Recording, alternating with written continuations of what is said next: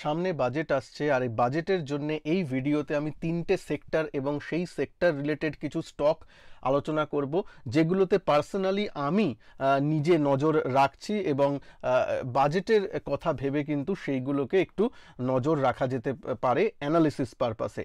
এটা পার্ট 2 বা শেষ পার্ট অফ দ্যাট ভিডিও। কিছুদিন আগে, জাস্ট দুদিন আগে আমি পার্ট 1 এই বাজেট রিলেটেড কিছু স্টক নিয়ে আলোচনা করেছিলাম পার্ট 1 ভিডিওতে। সেখানে কিছু রেলওয়ে স্টক ছিল এবং কিছু অন্যান্য সেক্টর নিয়ে কথা ছিল, কিছু স্টক নিয়ে। যারা ভিডিওটা মিস করে গেছেন প্লিজ দেখে নেবেন, ভিডিওটার লিঙ্ক আমি এই ভিডিওর শেষ এন্ড স্ক্রিনে আবার দিয়ে দেব। আজকের এই ভিডিওতে তিনটে নতুন সেক্টর এবং সেই রিলেটেড কিছু স্টক নিয়ে আলোচনা করব। মন দিয়ে ভিডিওটাকে শেষ পর্যন্ত অবশ্যই দেখবেন, ভালো লাগলে লাইক অবশ্যই করুন এবং চ্যানেলে নতুন হলে চ্যানেলকে সাবস্ক্রাইব করে বেল আইকনকে প্রেস করে দেবেন, যাতে আমি কোনো লাইভ স্ট্রিমিং করলে বা কোনো নতুন ভিডিও রিলিজ করলে তার নোটিফিকেশন আপনার কাছে যাতে চলে আসে। তো চলুন শুরু করি। প্রথমে তিনটে সেক্টর নিয়ে বলি যে সেক্টরগুলো আমার ভাল লাগছে। তার মধ্যে প্রথম সেক্টর হচ্ছে ম্যানুফ্যাকচারিং সেক্টর। জানেন মানে ভারত সরকারের এখন ম্যানুফ্যাকচারিংয়ের উপর একটু জোর দিচ্ছে তারা, এবং জোর দিতেই হবে, কারণ যেমন চায়নায় আগে ম্যানুফ্যাকচারিং বুম এসেছিল, তেমন ইন্ডিয়াকে যদি গ্রোথ করতে হয় তাহলে ম্যানুফ্যাকচারিং শিল্প কিন্তু শিল্পে পিছিয়ে থাকলে চলবে না, এবং সেই অর্থে অনেক কাজই হচ্ছে ম্যানুফ্যাকচারিং। কিন্তু তার মধ্যে এলএনটি এই স্টকটা আমার সব থেকে বেশি পছন্দের। এটা ঠিক ম্যানুফ্যাকচারিংয়ের সাথে আমি কম্পেয়ার করব না, এটাকে আমি ইনফ্রা রিলেটেড বা ইনফ্রাস্ট্রাকচারের আন্ডারে ফেলবো। ম্যানুফ্যাকচারিং প্লাস ইনফ্রাস্ট্রাকচার এই দুটোকে যদি একসাথে আমি নিই তাহলে কিন্তু এলএনটি সেই ইনফ্রাস্ট্রাকচারের মধ্যে পড়ে। ম্যানুফ্যাকচারিংয়ের অল্প জিনিস এলএনটির মধ্যে ইনক্লুড যে করা যায় না তা নয়, কারণ তারা কিন্তু ডিফেন্স রিলেটেড জিনিসপত্রও আছে, ডিফেন্স রিলেটেড তারা কাজকর্ম করে। তাছাড়া নতুন গ্রিন হাইড্রোজেন এইসব রিলেটেড যে জিনিসগুলো সেগুলোও করে, মানে অনেকটা এমটার কোম্পানি যে জিনিসগুলো করে সেগুলোর মতো কাজও কিন্তু এলএনটি করে। সুতরাং এলএনটি আজকের দিনে শুধুমাত্র যে ইনফ্রাস্ট্রাকচার রিলেটেড কোম্পানি সেটা কিন্তু নয়, একটু ম্যানুফ্যাকচারিংয়ের দিকেও কিন্তু তারা যথেষ্ট যাচ্ছে। হ্যাঁ, আজকের দিনেও প্রিডমিনেন্টলি ইনফ্রাস্ট্রাকচার কোম্পানি হিসেবেই সে পরিচিত, কিন্তু ম্যানুফ্যাকচারিং যে একদম বাদ দেওয়া যায় তা নয়। সুতরাং এলএনটি কিন্তু আমার এর মধ্যে খুব প্রিয়। 2000 লেভেল থেকে, 2000 টাকা লেভেল থেকে এই চ্যানেলে আপনাদের সাথে আমি শেয়ার করে এসেছি এই শেয়ারটাকে, এবং তারপর থেকে তো সুন্দর মানে 3600-700 চলে গেছে, অনেকটাই বেড়ে গেছে, কিন্তু ঠিক আছে। তাও কখনো রিট্রেসমেন্ট এই স্টক মাঝে মাঝে করে, তখন কিন্তু একটু এন্ট্রির দিকে আমি পার্সোনালি নিজেও দেখব এবং আপনাদের জাস্ট অ্যানালিসিস পারপাসে বলছি। এই ভিডিওতে যে স্টক বা সেক্টর নিয়ে বলবো কোনো বাই বা হোল্ড রেকমেন্ডেশন নয় বা সেল রেকমেন্ডেশন নয়, জাস্ট লার্নিং পারপাসের জন্য শেয়ার করছি, যাতে আপনারা নিজেরা এই জিনিসগুলোকে অ্যানালিসিস করে নিজে থেকে ডিসিশনগুলো নিতে পারেন। আচ্ছা, এলএনটির পরে যে যে জিনিসটা আমার ভালো লাগে, যে সেক্টরটা আমার ভালো লাগে, মানে এলএনটি শুধুমাত্র একটা স্টকই আমি এই ম্যানুফ্যাকচারিং প্লাস ইনফ্রাস্ট্রাকচারিং থেকে আমার পছন্দের। যদি আপনি মানে দ্বিতীয় সেক্টরের কথায় আসি এবং স্টকের কথায় আসি, সেটা হচ্ছে পাবলিক সেক্টর ব্যাংক। হ্যাঁ, পিএসইউ স্টক এমনিতেই চলছে, তার মধ্যে পাবলিক সেক্টর ব্যাংক, এবং পাবলিক সেক্টর ব্যাংকের মধ্যে যদি আমি বলি, দুটো কোম্পানি নিয়ে আমি আলোচনা করব যেটা আমার পার্সোনাল পছন্দ। সেটা হচ্ছে, দেখুন, এসবিআই বরাবর থাকবে, কারণ এসবিআই সব থেকে বড় ব্যাংক পাবলিক সেক্টরের মধ্যে এবং সব থেকে স্টেবল কোম্পানি, সুতরাং সেটা তো থাকছেই, সেটা আলাদা ব্যাপার। তাছাড়া আমার যেদিকে মেন নজর সেটা হচ্ছে পিএনবি। আমি আপনাদের সাথে 48 টাকা থেকে লেভেল থেকে যখন ব্রেকআউট এসেছিল তখন এই চ্যানেলে কভার করেছিলাম, এই চ্যানেলে থেকে। তো অনেকের হয়তো নিচের লেভেলে ইনভেস্টমেন্ট আছে বা ট্রেডিংয়ের জন্য আছে, সেটা আলাদা ব্যাপার। কিন্তু এখনও বিগত কয়েকদিন আগে আমি পিএনবি নিয়ে আলোচনা করেছিলাম, তারপরেও একটা ডিপস দিয়েছিল, সুন্দর একটা বাইংয়ের অপরচুনিটি কিন্তু দিয়েছিল। এখানে জাস্ট দুদিন আগে দেখুন, এখানে কিন্তু একটা বাইংয়ের অপরচুনিটি ও দিয়েছিল, যখন ও 95 টাকা 97 টাকা এরকমই এসেছিল, তারপর তো আবার 105 টাকায় চলে গেল। এই স্টকের দিকেও নজর রাখা যেতে পারে। ডিপসে অলওয়েজ ভালো, কেননা মানে পিএনবি স্পেশালি আগে যেমন এদের এনপিএ থেকে শুরু করে এই ঘোটালার কেস এরকম এসে তার আসার জন্য কিন্তু অনেক নিচে নেমে গেছিল স্টকটা। পিএনবি খারাপ ব্যাংক নয়, পিএনবির অনেক ব্রাঞ্চ আমাদের এই আছে এবং আমার পার্সোনাল মানে অ্যাকাউন্টও ওইখানে আছে। দেখেছি ব্যাংকটা খুব একটা খারাপ নয় এবং আস্তে আস্তে সব পাবলিক সেক্টর ব্যাংকগুলোই ঘুরে দাঁড়াচ্ছে, সে রেজাল্ট বলুন মোটামুটি খারাপ হচ্ছে না। দেখুন ওঠানামা রেজাল্টের আছেই, সে এইচডিএফসি ব্যাংকের রেজাল্টও দেখুন সব কোয়ার্টারে যে সেম হয় তা তো নয়, সুতরাং সেই একটা ব্যাপার থাকেই। কিন্তু যাই হোক পিএনবি কিন্তু ভালো করছে এবং যতক্ষণ 100 টাকার উপরেও আছে ততক্ষণ অবশ্যই ভালো। এখন নিলে স্টপ লস অবশ্যই একটু দূরে হবে 90 টাকার এই সব দিকে, 95 টাকার নিচে মানে 93 টাকা এইসব দিকে স্টপ লস থাকবে।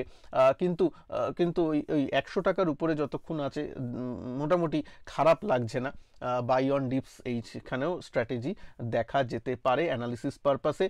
বাজেটে যদি কিছু ভালো আসে পিএসইউ ব্যাংকিং ক্ষেত্রে তাহলে কিন্তু খুব ভালো একটা ব্যাপার।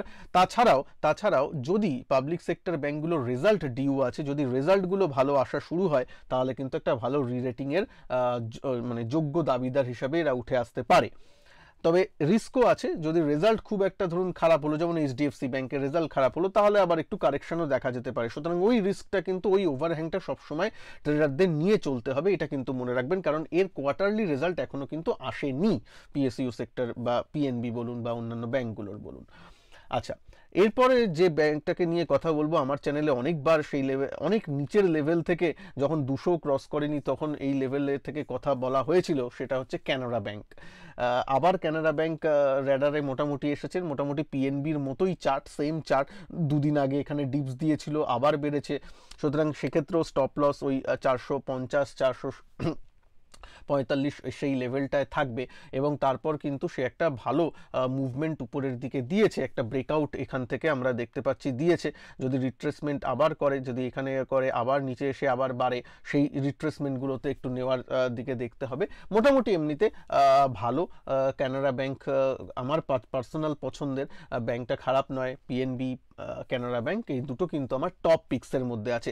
অনেকে এবার হয়তো এখানে লিখবেন যে কমেন্ট বক্সে লিখবেন যে দাদা এই ব্যাংকটা কেমন, ওই ব্যাংকটা কেমন। দেখুন সব ব্যাংক নিয়ে তো মতবাদ দেওয়া যায় না, আমার পার্সোনাল কি পছন্দ সেইটা আপনাদের সাথে শেয়ার করলাম। অনেকে লিখবেন এইচডিএফসি ব্যাংক কি এখন নেওয়া যায়, আমার উত্তর হবে একটাই, এইচডিএফসি কোম্পানি খারাপ হয়ে যায়নি, কিন্তু ওই একটু দাঁড়াতে সময় লাগবে। যেমন আইটি কোম্পানিগুলোরও 2-3 কোয়ার্টার লেগেছিল, তারপরে এই কোয়ার্টারে একটু ভালো রেজাল্ট করেছে, তেমনই বলছি। ঠিক আছে, সেই ধৈর্য কি আপনার আছে? সেই থাকলে নিশ্চয়ই করবেন। ঠিক আছে, এইটা আশা করি আপনারা বুঝলেন। তো চলুন পরের সেক্টর বা লাস্ট সেক্টর এবং আর কিছু স্টক নিয়ে আলোচনা করব। তার আগে ভিডিওকে ভালো লাগলে অবশ্যই লাইক করবেন, চ্যানেলে নতুন হলে চ্যানেলকে সাবস্ক্রাইব করে দেবেন। আগামী দিনগুলোতে আরও অনেক লাইভ স্ট্রিমস আমার সাবস্ক্রাইবারদের নিয়ে করার প্ল্যান আছে, সুতরাং অবশ্যই সাবস্ক্রাইব করে বেল নোটিফিকেশনকে অন করে দেবেন। তো চলুন পরের স্টক নিয়ে কথাবার্তা বলি। আর একটা কথা আমি বলি, অ্যাজ আ ডিসক্লেমার বলে রাখি, এই চ্যানেলটাই একমাত্র মোটামুটি মনে হয় চ্যানেল মানে অনেক চ্যানেলের মধ্যে ইন্ডিয়া লেভেলেও বলছি, যেখানে এই যে স্টকগুলো নিয়ে আলোচনা করছি, এই স্টকগুলো এরকম নয় যে আমি আলোচনা করে চলে যাই আর নিজের পয়সা দিয়ে ট্রেড করি না বা নিজের বিনিয়োগ করি না, এরকম কিন্তু নয়। যারা আমার সাথে যুক্ত হয়ে আছেন এই চ্যানেলের সাথে, তারা বহুবার দেখেছেন যে স্টকগুলো আমি বলি তার মধ্যে বেশিরভাগ 60 থেকে 70% অফ দ্য স্টক আমি কিন্তু নিজে তাতে কখনো না কখনো ট্রেড করেছি, কখনো না কখনো নিজের পয়সা লাগিয়েছি, নিজের ইনভেস্টমেন্ট আছে। যেমন সিডিএসএল একটা উদাহরণ, হ্যাল আপনাদের সামনে আমি ইনভেস্ট করেছি, ক্যানারা ব্যাংক আপনাদের সামনে আমি ট্রেড করেছি, নিয়েছি। তো সেই জিনিসগুলো কিন্তু অবশ্যই আছে। সুতরাং হ্যাঁ, এটা একটু আলাদা রকম চ্যানেল, সুতরাং তাতে যুক্ত হয়ে থাকবেন আশা করি।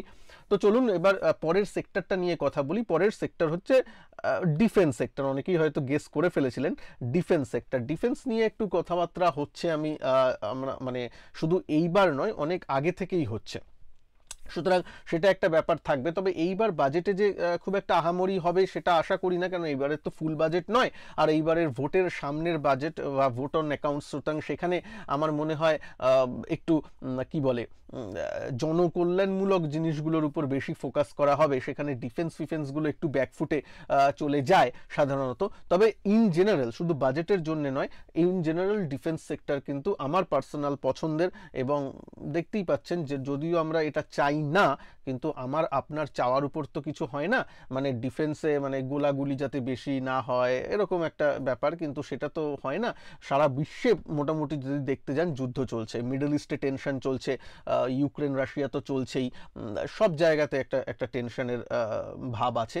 সুতরাং আমার আপনার চাওয়াতে কিছু যায় আসে না, ডিফেন্স সেক্টরের জিনিসগুলো তাই জন্য চাহিদা বাড়ছে, ডিফেন্সের এইগুলো বাড়ছে। সুতরাং তার জন্য কোম্পানিগুলোকেও কিন্তু সেলফ ডিফেন্স যাকে আমরা বলি, সেই প্রত্যেকটা দেশেরই কিন্তু সেলফ ডিফেন্স করার দরকারটা বেড়ে উঠছে। তো সেক্ষেত্রে আমাদের যদি দেখেন, আমার যে সব থেকে পছন্দের স্টক, হয়তো অনেকে গেস করে ফেলেছেন, চার্টে একটু আলোচনা করব তার জন্য আমি নিলাম, সেটা হচ্ছে হ্যাল। ওকে, হ্যাল দেখুন একটু একটু মাঝখানে ডিপ দিয়েছিল, 2924 এসব নাগাদ এসেছিল, তারপর আবার কিন্তু বেড়ে আবার একটু কনসলিডেশন ফেজেই আছে। এই যে এই জোনটা দেখছেন, ও কিন্তু খুব টাইট রেঞ্জের মধ্যেও কনসলিডেট করছে, ঠিক আছে, টাইট রেঞ্জের মধ্যে কনসলিডেট করছে। এই সময় কিন্তু নিয়ে আমি একটু জমানোর দিকে দেখা যেতে পারে। তারপর যদিও রেকমেন্ডেশন নয়, জাস্ট অ্যানালিসিস পারপাসে বলছি, কারণ কনসলিডেশন থেকে স্টকটার ব্যাপারই হলো, দেখুন কনসলিডেশন করে তারপর আবার ব্রেকআউট উপরের দিকে দেয়। এখানেও দেখুন এইসব জায়গায় কনসলিডেট করেছে, তারপর কিন্তু একটা ব্রেকআউট দিয়েছে, এরকম পাস্টে করে এসছে। এখন যে করবে তার কোনো গ্যারেন্টি নেই, শেয়ার মার্কেটে কোনো গ্যারেন্টি ওয়ারেন্টি এসব বলে কিছু হয় না, ঠিক আছে, এটা আপনিও জানেন। সে নিচের দিকেও যদি ব্রেকডাউন দিতে পারে, ধরুন বাজেটে তেমন কিছু হলো না, বা মার্কেট যা আশা করেছিল তেমন হলো না, বা কোয়ার্টারলি রেজাল্ট তত ভালো হলো না, সে নিচের দিকেও আসতে পারে, সেই একটা প্রবণতা থাকেই। তার জন্যই তো স্টপ লসের ব্যাপার থাকবে। স্টপ লসগুলো কোথায় থাকবে? এই যে রিসেন্ট লো হয়েছে তার নিচে, হ্যাঁ অনেকটাই দূরে, কিন্তু কিছু করার নেই, এখানেই স্টপ লস টেকনিক্যালি আসছে। কিন্তু যাই হোক, তারপরে কিন্তু একটা যদি এখানে এই কনসলিডেশন জোনটাও ব্রেকআউট করে, তাহলে কিন্তু উপরের দিকে যাওয়ার সম্ভাবনাটা আছে। 3000 টাকার মোটামুটি সামনে ট্রেড করছে, এটা একটা ভালো লেভেল, দেখা যেতে পারে উপরের দিকে যদি ব্রেকআউট দেয়, তাহলে কিন্তু ভালো রকম উপরের দিকে যাওয়ার একটা সম্ভাবনা থাকছে, কারণ অনেক দিন ধরেও কনসলিডেট করছে, প্রায় এক সপ্তাহের উপর ও কিন্তু কনসলিডেট করেছে স্টকটা। যাই হোক, এটা হ্যাল হচ্ছে আমার 1 নম্বর চয়েস ইন ডিফেন্স সেক্টর। তাছাড়া আরও কয়েকটা স্টক নিয়ে নিশ্চয়ই আপনারা জিজ্ঞেস করবেন, তার অ্যান্সারগুলো আমি দিয়ে দিই। সেটা হচ্ছে বিডিএল, ভারত ডাইনামিক্স নামে যেটা পরিচিত ডিফেন্সে, খারাপ না, ঠিক আছে, তবে ফার্স্ট প্রেফারেন্স আমার অলওয়েজ হ্যালই থাকবে। আচ্ছা, এক্ষেত্রে আরও 2-3টে স্টকের কথা আমি একটু আলোচনা করব, ডিফেন্স সেক্টর নয়, কিন্তু আপনাদের বহু চর্চিত প্রশ্ন থাকে সেগুলোর মধ্যে। প্রথম হচ্ছে আইটি সেক্টর। আইটি সেক্টরে দেখুন মিক্সড ব্যাগ রেজাল্ট আসছে, আপনি দেখছেন ইনফোসিস টিসিএস এর যেখানে ভালো হয়েছে, সেখানে এলএনটি আবার কারেক্ট করে গেছে, এলএনটি যেটা এলটিআই।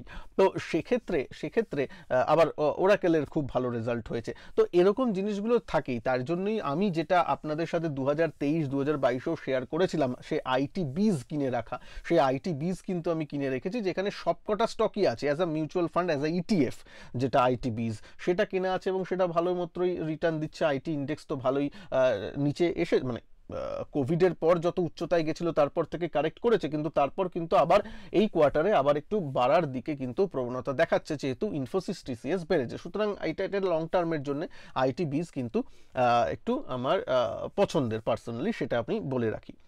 একটা কথা এখানে বলি, এটা বলে শেষ করব আজকের ভিডিওটা, সেটা হচ্ছে আমি কিন্তু দেখুন মোটামুটি নিচের দিকে আমার কমেন্টস পড়লে তো বোঝা যায়, কমেন্টস পড়ে মোটামুটি বোঝা যাচ্ছে এখন কিন্তু রিটেল ইনভেস্টরদের মধ্যে, আমাদের মধ্যে একটা গ্রিড ব্যাপারটা চলে আসছে আস্তে আস্তে। কারণ স্টক মার্কেট খুব সুন্দর রিটার্ন দিয়েছে 2022-এ, 2023-এ, 2024-এও মানুষ ভাবছে যে আরও ভালো রিটার্ন আসবে, এবং সেইটা করতে গিয়ে এরকম লেভেলে চলে এসছে যে আমি আজকে যে কোনো একটা স্টক চোখ বুজে নিলে সেটা আগে যদি 200%ও বেড়ে যায়, এখন নেব আবার 3 মাসে সে 200%ই আমাকে রিটার্ন দেবে, এইটা ভেবে লোকে আসতে চাইছে। এইটা খুব মারাত্মক। এই ব্যাপারটা দেখে কিন্তু একটু সাবধান হওয়ার সময় এসেছে। এই নয় যে স্টক মার্কেট খারাপ হয়ে গেছে, একদমই না, সব সময় সব কিছু ভালো আছে, কিন্তু গ্রিড লেভেলটা আমাদের মধ্যে একটু বেশি এসে যাচ্ছে। কারণ আমি দেখতে পাচ্ছি মানে ধরুন আরইসি, আইআরএফসি, সেটা নিচ থেকে প্রায় 3-4 গুণ হয়ে গেছে, আমি কথার কথা বলছি। তারপরেও যখন এখনও কি ইনভেস্ট করা যায় বা ট্রেড করা যায়? অবশ্যই করা যায়, হ্যাঁ করা যায়, কিন্তু বিগত 3 মাসে যে স্টকটা 3 গুণ হয়েছে, আগামী 3 মাসে আবার সে 3 গুণ 4 গুণ হবে এই আশা করাটা তো মানে ঠিক নয় না। হ্যাঁ, হয়তো আগামী 3 মাসে সে 20% রিটার্ন দিতে পারে, 10% রিটার্ন দিতে পারে, সেটা হলে অনেক ভালো। কিন্তু আমরা দেখছি কি করলা, মানে একদিনেই তো 10% 20% এখন বেড়ে যাচ্ছে, এই জন্যই আমাদের গ্রিডটা একটু বেড়ে যাচ্ছে। এই জিনিসটা কিন্তু একটু কন্ট্রোল করতে হবে, এই ব্যাপারটা একটু আপনাদের মনে করিয়ে দিলাম, ব্যাস আমার কাজ একটু মনে করিয়ে দেওয়া, ব্যাস। এমনিতে স্টক মার্কেট ভালো আছে, নিফটি প্রায় হাইয়ের কাছেই আছে, 21,000 22,000-এ গেছিলো, 22,100 থেকে 21,500 21,600, এমন কিছু কারেকশন নয়, ওইটা হেলদি কারেকশনের মধ্যেই পড়ে, সব কিছু ঠিকঠাক আছে। তো সামনে বাজেট, দেখা যাক কি হয়, আশা করব বাজেট ভালো থাকবে। সোমবার দিন কিন্তু ছুটি আছে, এটা মনে রাখবেন, মানে স্টক মার্কেট ছুটি আছে, সুতরাং ট্রেড ফ্রেড কিছু হবে না।